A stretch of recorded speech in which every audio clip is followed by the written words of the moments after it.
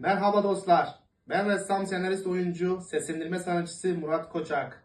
Memleketimden İzmir'den herkese saygı ve selamlar.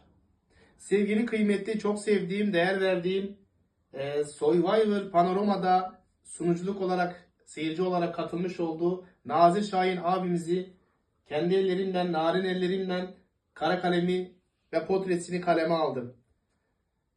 Nazır abi, buradan sana ve ailene İzmir'den, memleketimden saygı ve selamlarımı gönderiyorum. Umarım sen de bu sipariş vermiş olduğum bu resmi görür ve çok beğenirsin.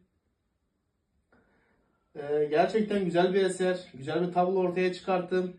Nazır abi, yakın zamanda İstanbul'a geldiğimde eseri sana teslim etmek istiyorum.